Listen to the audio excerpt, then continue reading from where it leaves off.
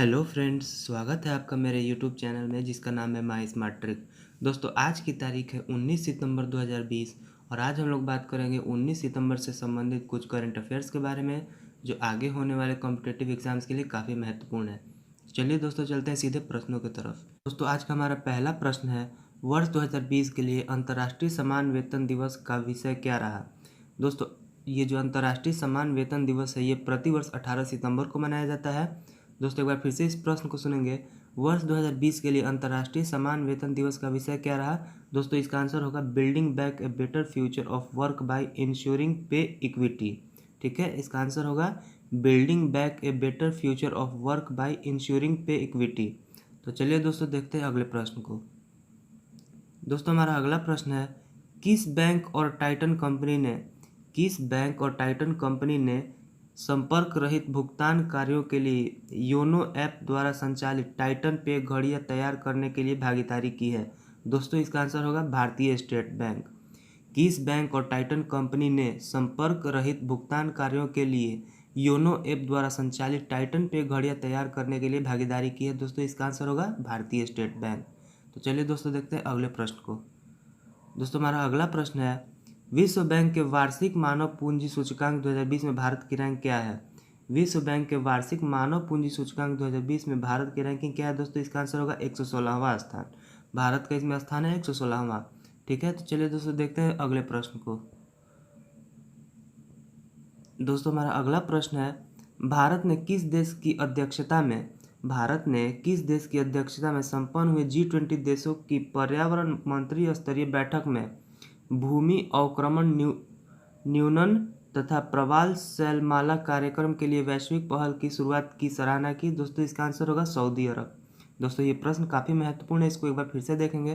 भारत ने किस देश की अध्यक्षता में संपन्न हुए G20 देशों की पर्यावरण मंत्री स्तरीय बैठक में भूमि अवक्रमण न्यूनन तथा प्रवाल शैलमाला कार्यक्रम के लिए वैश्विक पहल की शुरुआत की सराहना की। दोस्तों, इसका आंसर होगा सऊदी अरब।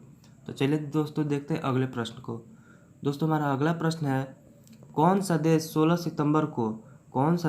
सितंबर को जिबूती आचार संहिता जिहाद संशोधन गठ में पर्यवेक्षक के रूप में शामिल हो गया है। दोस्तों, इसका आंसर होगा भारत। पांचवा प्रश्न भी दोस्तों काफ़ी महत्वपूर्ण है, इसको याद कर लीजिएगा।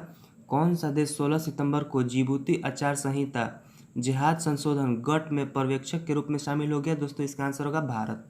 तो चलिए दोस्तों, देखते हैं छठे प्रश्न को। दोस्तों, हमारा छठा प्रश्न है, राज्यसभा द्वारा पारित किया गया भारतीय आयुर्वेद शिक्षा एवं अनुसंधान संस्था विधेयक 2020 किस जगह संस्था की स्थापना का मार्ग प्रशस्त करता है।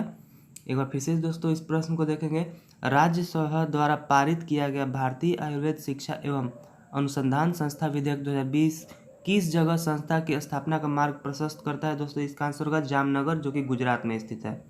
तो चलिए दोस्तों, देखते हैं अगले प्रश्न को। तो हमारा सातवां प्रश्न है, लोकसभा ने एक विधेयक को मंजूरी दे दी है।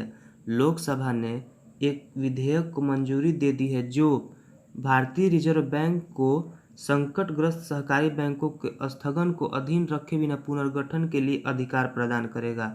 दोस्तों, सातवां प्रश्न भी काफ़ी इंपॉर्टेंट है, इसको याद कर लीजिएगा।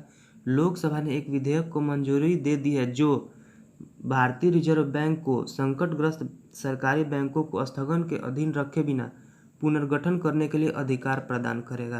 तो चलिए दोस्तों, देखते हैं अगले प्रश्न को।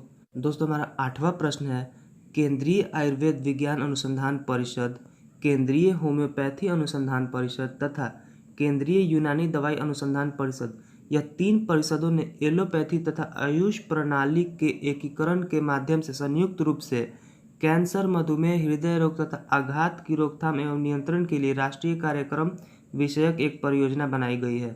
ठीक है, ये भी प्रश्न दोस्तों काफ़ी महत्वपूर्ण है। केंद्रीय आयुर्वेद विज्ञान अनुसंधान परिषद, केंद्रीय होम्योपैथी अनुसंधान परिषद तथा केंद्रीय यूनानी दवाई अनुसंधान परिषद, यह तीन परिषदों ने एलोपैथी तथा आयुष प्रणाली के एकीकरण के माध्यम से संयुक्त रूप से कैंसर, मधुमेह, हृदय रोग तथा आघात की रोकथाम एवं नियंत्रण के लिए राष्ट्रीय कार्यक्रम विषयक एक परियोजना बनाई है। तो चलिए दोस्तों, देखते हैं अगले प्रश्न को।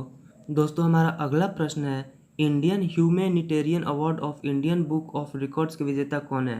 Indian humanitarian award of Indian book of records के विजेता कौन है दोस्तों? इसका आंसर होगा डॉक्टर किशोर कुमार मंडा।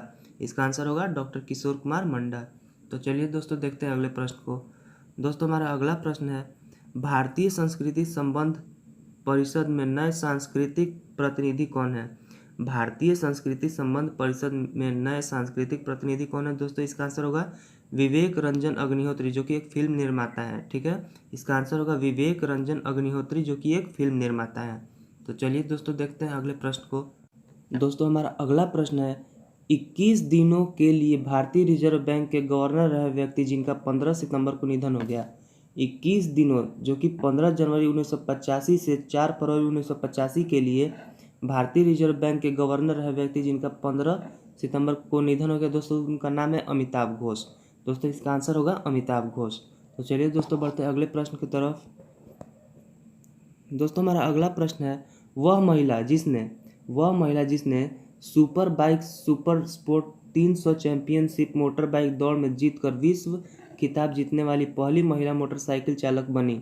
वह महिला जिसने super bike super sport 300 championship motor bike दौड़ में जीतकर विश्व खिताब जीतने वाली पहली महिला मोटरसाइकिल चालक बनी। दोस्तों इसका आंसर होगा एना कारास्को।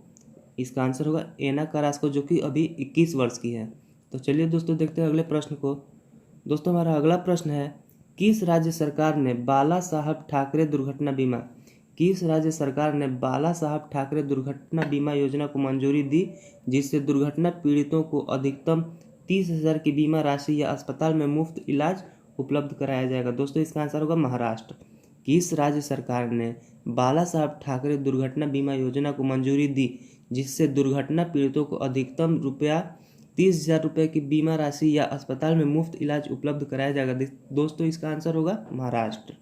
तो चलिए दोस्तों देखते हैं 14वें प्रश्न को। दोस्तों हमारा 14वां प्रश्न है, 18 सितंबर को प्रधानमंत्री नरेंद्र मोदी ने किस राज्य में कोसी रेल मार्ग पुल का उद्घाटन किया?